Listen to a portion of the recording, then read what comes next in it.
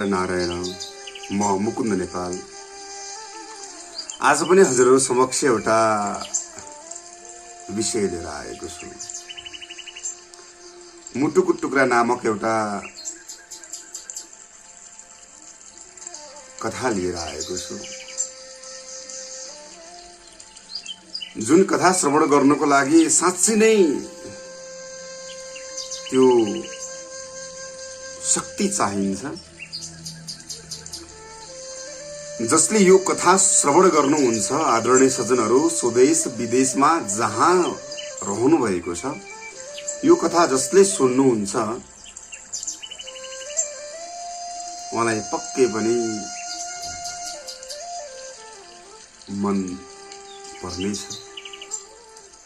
भन्ने आश लिएको छु।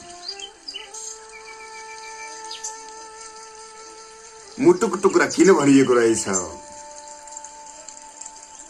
अनि सन्तानहरु कतिसम्मका निर्दयी बन्दा रहेछन्। सन्तानहरु आफ्नो उत्तरदायित्वबाट कसरी वञ्चित भइरहेका छन्।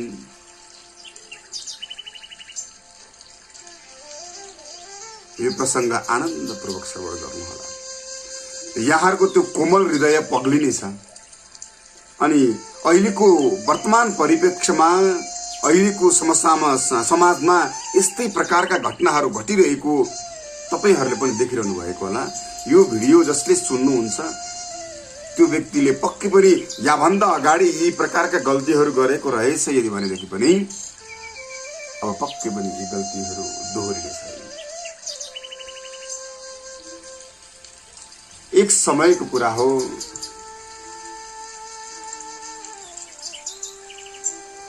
एउटा सुखी परिवार थियो। आफ्नो दिन साँझ बिहानका कर्महरू गरेर आफ्नो जीवन चलिरहेको थियो। माता पिताको चाहना भयो सन्तान बढिसके पश्चातमा हुर्काउने बढाउने पढाउने यी कर्महरू गर्नुभयो। समय अन्तराल सँगसँगै माता पिताको अर्को पनि एउटा चाहना रहन्छ कि आफ्नो सन्तानको विवाह गरिदिन पाएदेखि जीवनमा एउटा ठूलो बोझ नै कम हुने महसुस गर्नुभयो र सन्तानको विवाह गरिदिनु। दुर्भाग्य भनौं सन्तानको विवाह पश्चातमा ती माता पिताको देहावसान भयो। देहावसान भयो। उहाँहरू दिन रात ती आमा बुबाको यादमा तडपिरहनु।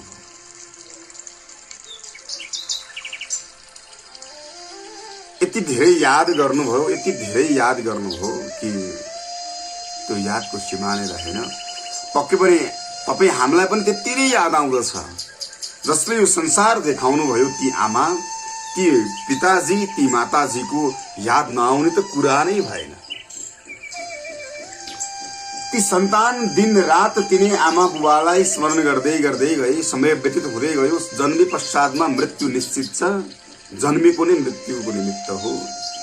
जात सही ध्रुव मृत्यु, ध्रुव जन्म मृत्युस्य। ध्रुव सत्य कुरा यो हो कि दिन पश्चात जसरी रात पश्चात दिन जसरी अनिवार्य छ, सत्य छ, त्यसै गरी नै जन्म पश्चातमा मृत्यु ध्रुव सत्य कुरा हो।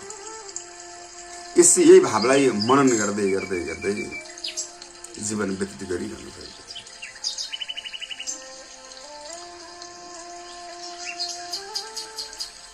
अब त्यो गाउँमा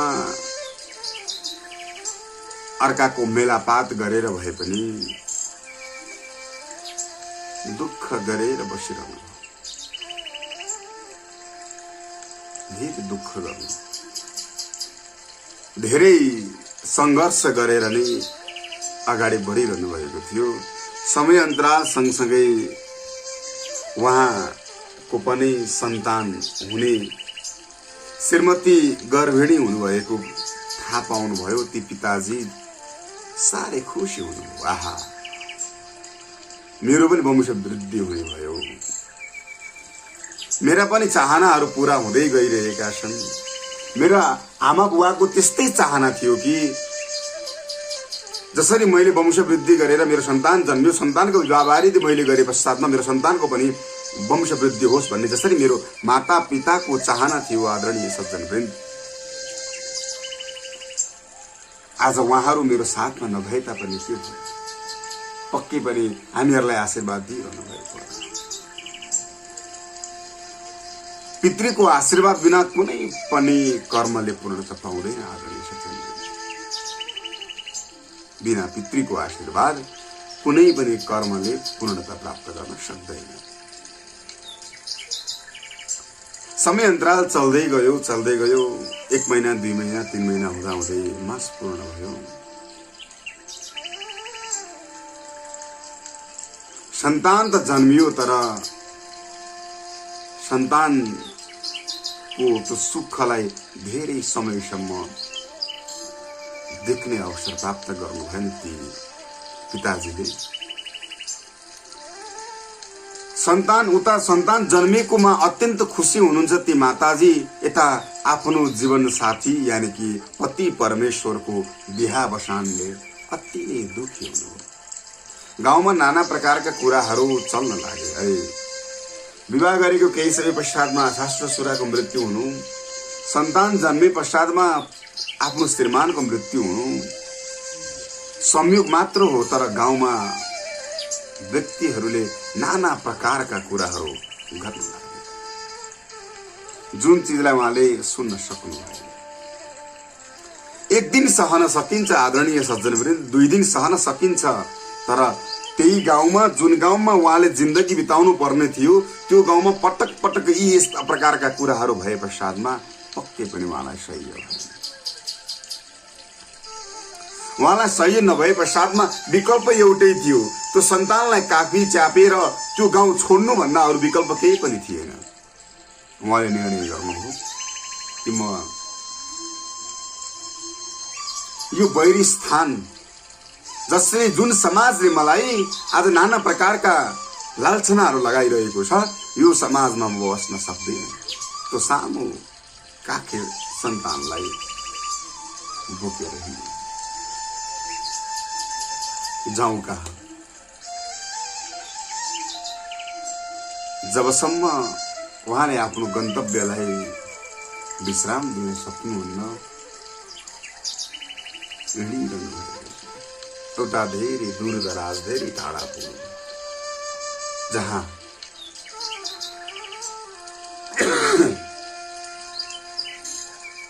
हिजोका व्यक्तिहरूसँग कसैसँग संसर्ग हुने स्थान थिएन।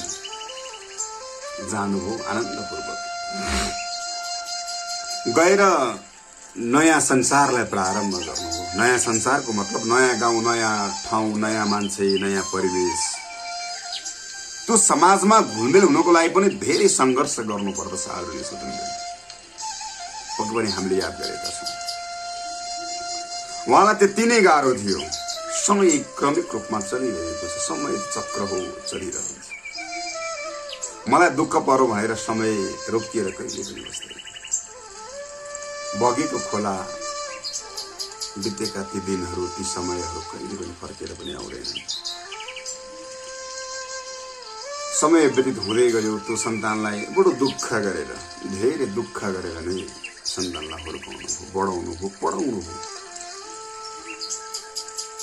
जब सन्तान ठुलो हुँदै गयो, ती आमामा एक प्रकारको आश पलायो। ओहो, हिजो सासु ससुरा बित्नुभयो, मेरो श्रीमान बित्नुभयो, तर पनि आज मलाई भगवानको कृपा भएको छ कि जुन कृपाको प्रसाद रूपमा मैले आफ्नो मेरो सन्तानलाई पाएको छु। योभन्दा ठुलो कुरा मेरो लागि के हुन सक्छ? आमा खुसी हुनुभयो, आनन्दित हुनुभयो। जुन सन्तानलाई हेरेर ती आमा मन्त्रमुग्ध भएर आनन्दित भएर हिँड्नु भएको छ। बाबु, मेरो लाला, मेरो प्यारो, मेरो प्राण, मेरो मुटु, आज म तिमीलाई नै हेरेर यो समय व्यतीत गरिरहेको छु। तिमी छौ र म छु। मेरो संसारमा कोही पनि छैन सिवाय तिमी। म हिजोदेखि नै अनेक प्रकारका ती दुःखहरू झेल्दै झेल्दै झेल्दै यहाँसम्म आएको छु बाबु। जुन दुःखले तिमीलाई मैले हुर्काएको छु, तिमीले यो समाजको लागि, यो राष्ट्रको लागि केही न केही गर्नु पर्दछ। आमाका यी प्रकारका इच्छा आकांक्षाहरू थिए। सन्तान क्रमिक रूपमा हुर्किँदैछ, बढ्दैछ।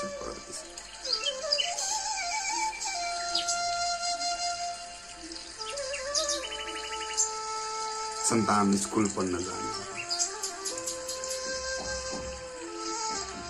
आमा खुसी हुनुभयो। दिनभरि अरूको मेलापात गरेर आफू एक छाक मात्र किरण होस्। कैयौं रात पानीको भरमा सुत्ने ती आमा, कैयौं छाक पानीको भरमा बाँच्ने ती आमा आज सन्तान स्कुल जाँदै गर्दा आफू नखाएर भए पनि त्यो सन्तानलाई पढाउनु पर्दछ भन्ने भावलाई आत्मसात गर्दै दिन रात अर्काको हास्य कुट्टो कोदालो गरेर समयलाई व्यक्ति गरिरहनु। आदरणीय सज्जनहरू, दिन यस्तो आयो एक दिन जुन दिन सन्तानको हरेक दिनचर्याहरू परिवर्तन भएको महसुस पाउनुभयो। अरे मेरो छोरा हो, हिजो अस्ति यो समयमा घर फर्कने मेरो आज छोरा घर फर्कने समय परिवर्तन भएको छ। के भयो? 4 बजे 10 बजेदेखि 4 बजेसम्म पढाइ हुन्छ। 4 बजेदेखि 5 बजेको बिचमा घर पुग्ने छोरो आज क्रमिक रूपमा कहिले 10 मिनट 20 मिनट गर्दै गर्दै गर्दै आज ढिला आउन लागेको छ। मेरो छोरा घर आउनको लागि अत्यन्त ढिला गर्ने भएको छ। कारण के रहेछ? के समस्या भयो? आमाको मनमा कता कता चस्स पर्यो। आमा हो, सन्तान कतै परदेशमा विराम हुँदै गर्दाखेरि पनि त्यो छाती चर्किन्छ ती आमाको।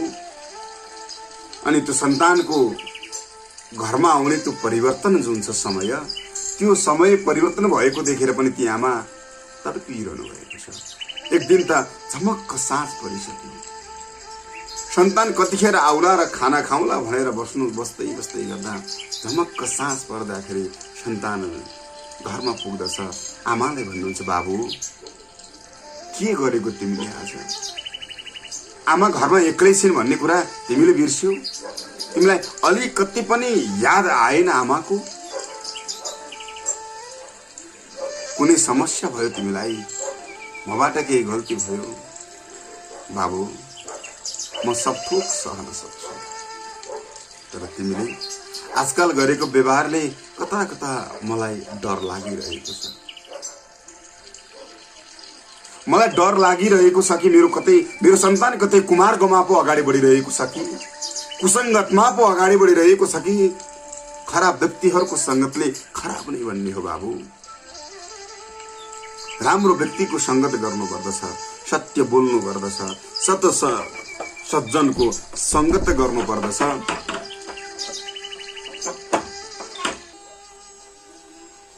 जब सन्तानलाई सोध्नुभयो, सन्तान मौन बस्यो। बाबु कुनै समस्या हो भने मलाई भन्न सक्छौ, तर तिमी यसरी घरमा आउने समय परिवर्तन गरिरहेका छौ। यस्ता खालका कुराले यी आमाको मन हो। सन्तान 1 मिनट ढिला हुँदै गर्दाखेरि आँखा तानी तानी त्यो बाटोमा हेर्ने ती आमा आज सन्तान बिहान 10 बजे निक्लिएको त्यो सन्तान यतिखेरसम्म घर नफर्किँदै गर्दा ती आमाको मनमा कस्तो खालको भाव भयो होला पक्कै पनि तिमीले कल्पना गर्न सक्दैनौ छोरा। बिन्ती छ बाबु, कुनै समस्या हो भने सन्तानलाई अनेक प्रकारले सम्झाइरहनु भएको छ। सन्तान मौन बसिरहेको छ। अरे बाबु एक दिन सम्झाउनु भयो, आइन्दा यस्तो गल्ती नहोस् बाबु। जुन कुराले गर्दा म हिजो त्यो गाउँ छोडेर आएको छु, समाजले कुरा काट्दछ। हिजो त्यो गाउँमा पनि कुरा अनेक प्रकारका काटिएका थिए, मैले सहन सकिन। आज बाबुलाई खाने सन्तान जन्मियो। भर्खरै जन्मेको त्यो नाबालक सन्तानको के दोष थियो र यी यस्ता प्रकारका आवाजहरू आए बाबु? म यो सुन्न नसकेर त्यो गाउँ छोडेर आएको थिएँ। कसको लागि? तिम्रो लागि वत्स, तिम्रो लागि नै म त्यो गाउँ छोडेर यहाँसम्म आएको छु। अनि तिमीले नै यस्ता प्रकारका व्यवहार गर्यो भनेदेखि म कसको आडमा बाँच्न सक्छु र बाबु?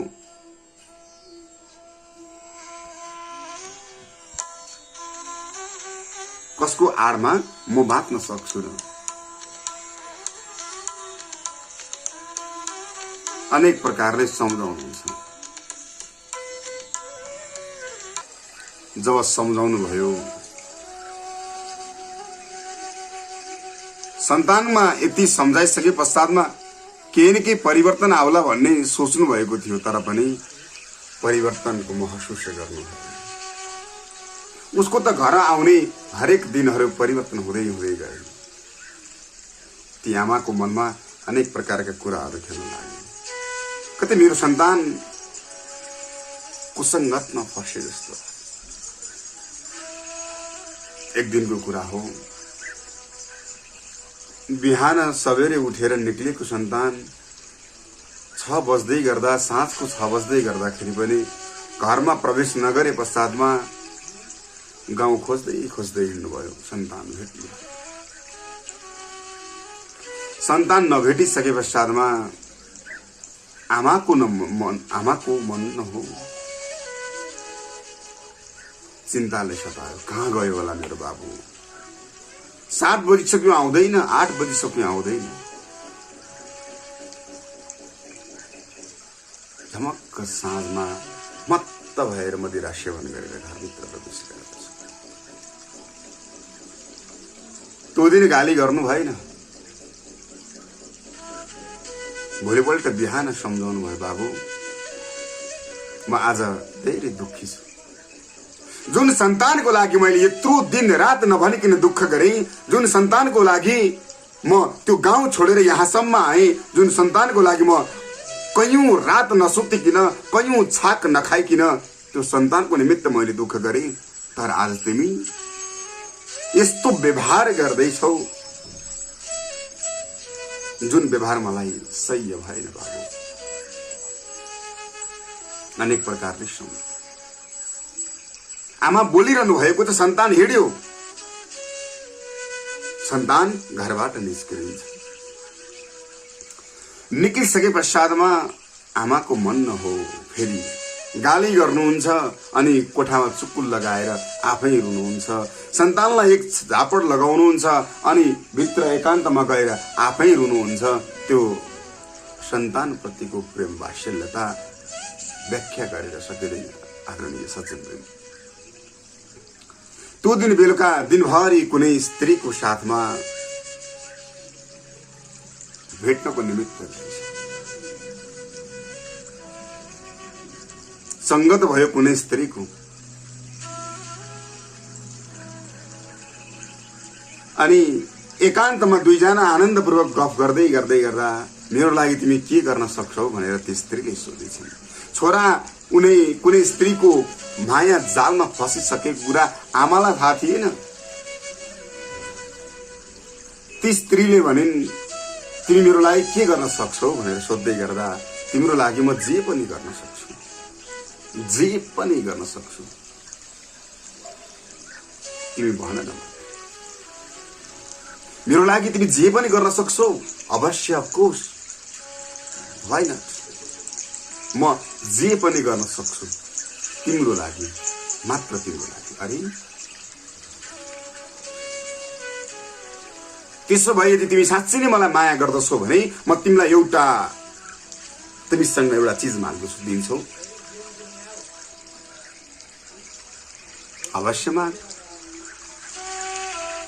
म अवश्य दिनेछु। तिमीले मागेको चिजलाई म अवश्य पुरा गर्नेछु। त्यसो भएदेखि यदि तिमी मलाई साँच्चै नै माया गर्दछौ भने मलाई तिम्रो आमाको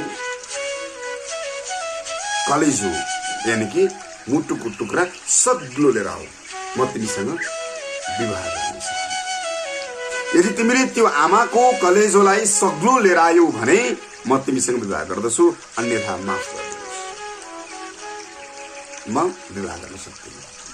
अरे तिम्रो लागि एउटा कलेजो त सामान्य चिज हो, एउटा होइन कतिवटा ल्याऊ, कसको लिएर आऊ, मैले अरूको पर्दैन मलाई तिम्रो आमाको कलेजो ल्याऊ।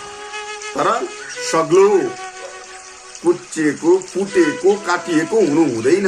यदि काटिएको भयो भने पनि म तिमीसँग बिहा गर्नेवाला छैन। अवश्य झमक्क साँझ परे दुवैजना आफ्नो गन्तव्यतर्फ अगाडि बढे। साँझ पर्यो, सन्तान आउँदैन, बाटो हेरेर बसिरहनु भएको छ। बिहान गाली गरेर निक्लेको सन्तान के खायो होला भनेर ती आमा बिहानदेखि बेलुकासम्म केही पनि नखाइकन सन्तान आउँदछ अनि खान्छु भनेर बसेकी ती आमा। सन्तान त आयो, ढिला घरभित्र एउटा हात लुकाइरहेको छ।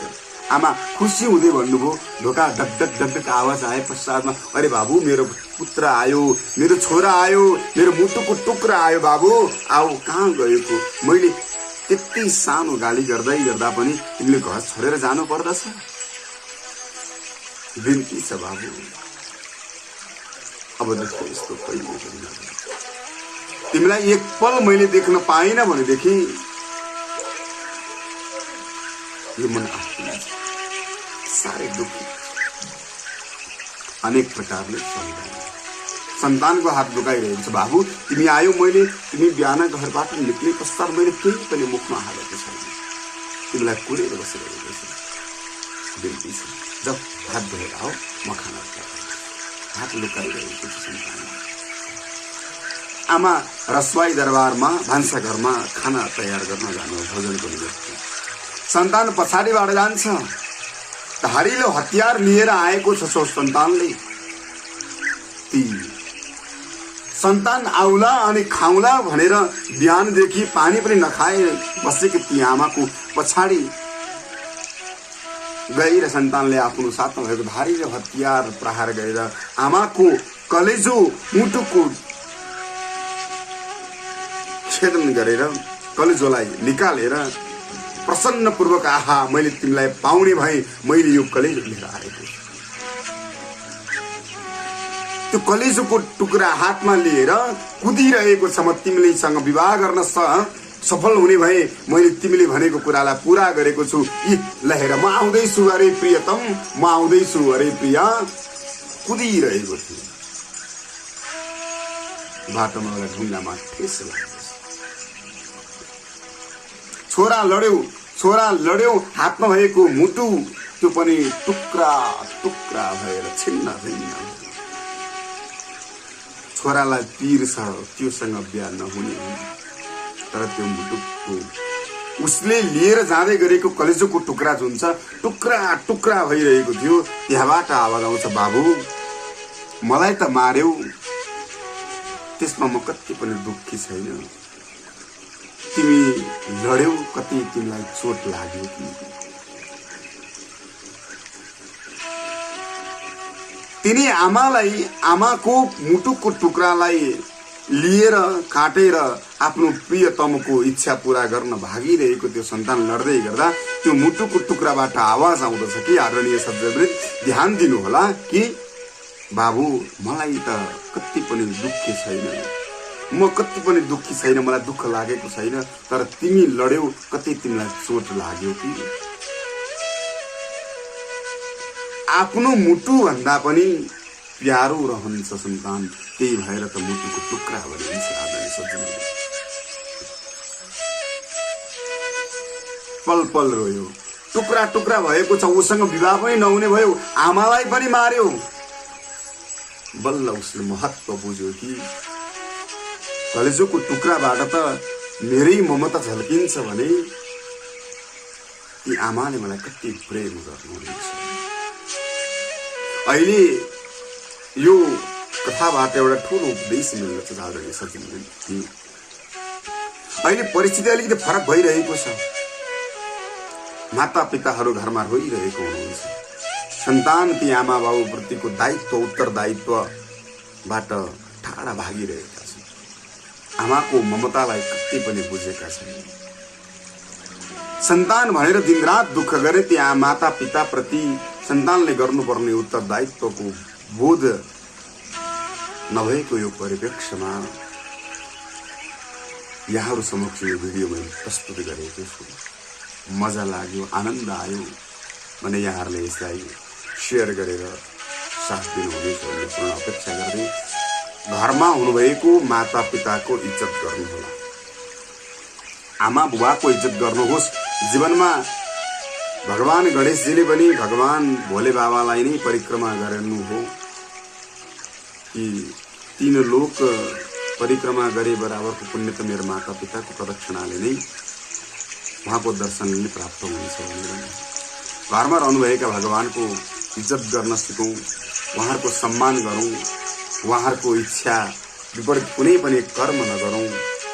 माता पिताको सदैव चरणमा दण्डवत गर्दै जीवनलाई धन्य बनाऊ। यहाँको दिन शुभ रहोस्। सर्वे भवन्तु सुखिनः, सर्वे सन्तु निरामया, सर्वे भद्राणि पश्यन्तु मा कश्चित् दुःखभाग्। ओम शांति शांति शांति अस्तु।